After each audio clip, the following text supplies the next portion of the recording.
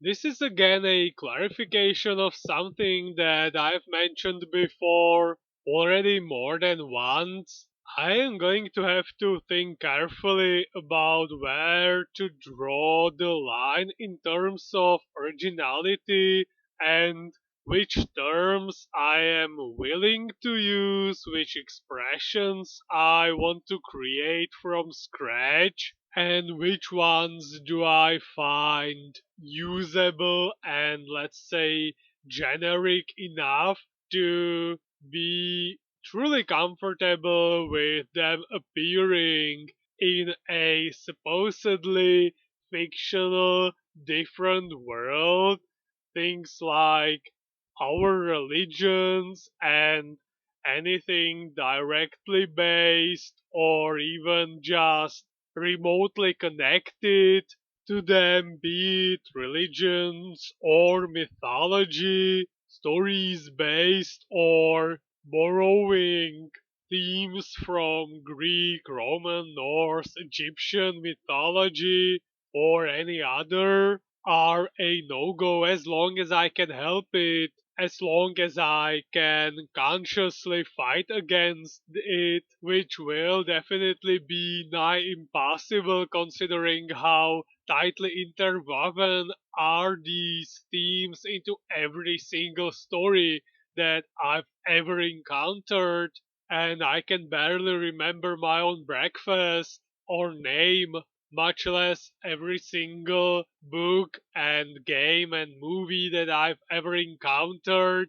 And if I can avoid all these landmines in writing something that will truly be just and only mine, is the same thing with our politics, historical figures, and milestones, using the descriptions of various states of mind from our world's philosophy, like depression, melancholy, or fascination, optimism, and such, are things that I would definitely prefer to be able to avoid and come up with my own, at least to the best of my abilities. Same with body language, gestures, facial expressions, and so on.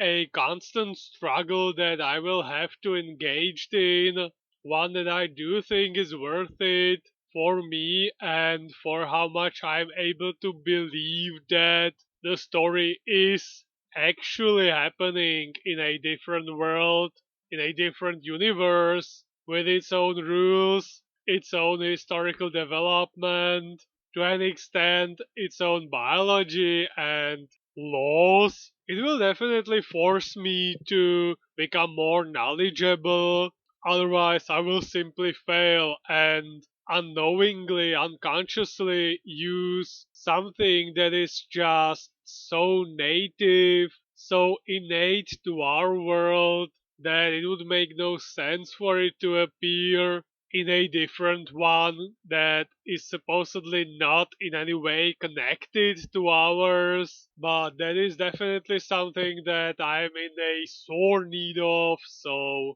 I would consider that a necessity and a win in a sense. Never mind that though, the Rapid Arrows are on a camping trip and Indra volunteers himself and Speedy to go to a nearby farmer's market and buy some cherries for everyone. On their way there, they pass by a spring. Indra wants to stop for a quick drink, but Speedy rushes him out of fear of all those sweet cherries being gone before they'll reach the market, where Speedy asks for 3 kilograms of vishne, or in English, sour cherry, but there is a more noticeable difference in Czech between třešně or cherries or sweet cherries and vishne. Speedy messes this up,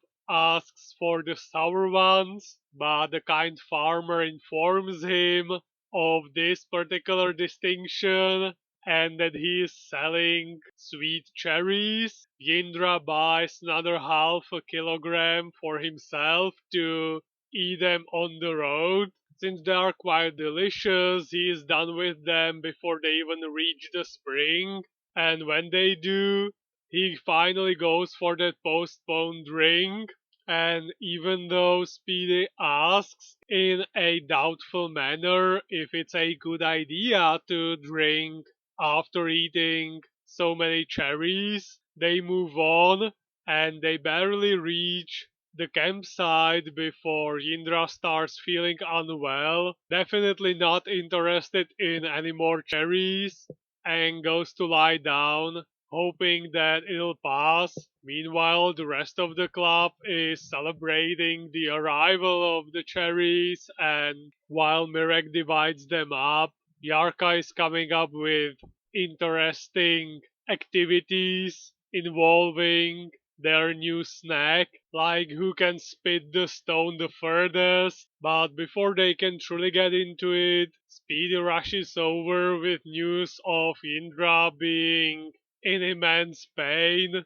Also, just a small note, there is this weird fold within the print of this one panel which ends up eating half of Mirek's face and does all sort of weird things to Yindra's body and Mirek's arms as well. Just noticed. Speedy remarks that Yindra drank after eating that smaller portion of cherries before they returned. So while the club is taking care of Indra, Yarka runs to the village to try and get a car to have Indra transported to the hospital or a doctor at least. They do manage to get a truck where Indra can lie down, almost assured that this is going to be his final hour. But when they do get to the hospital, everything is taken care of,